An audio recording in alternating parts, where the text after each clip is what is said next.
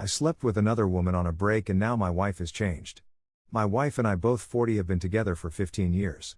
The past 3 years were turbulent and we fought all the time until about a year ago when we decided we needed a time apart or separate. We chose the first option. The first period we went no contact at all, but then we started texting, then meeting for lunch, etc., dates.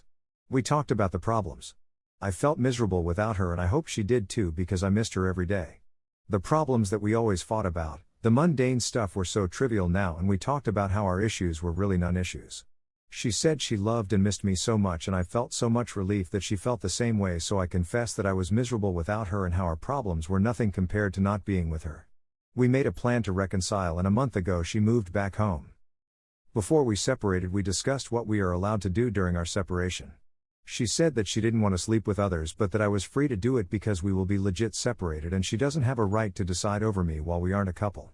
I slept twice with a colleague of mine. It wasn't good and I regretted it, so I ended it. It basically wasn't worth it. When my wife moved back she asked me if I did something. She didn't. I told her the truth and she was silent for a while and then said that it was fair enough and not cheating because we already discussed the possibility. Since we have talked about it she has been distant. She says that she is happy and that she missed home, and I too missed her and I haven't been this happy, but I don't know. When I ask her she says she's fine and not to worry. But I don't know. I have caught her crying a few times but she says it is the news and the world's condition. My wife is wild in bed and I usually don't need to do much to put her in the mood.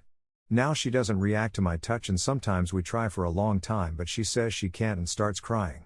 I don't know how to solve this.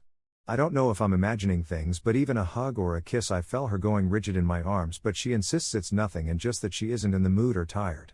I miss her warmth.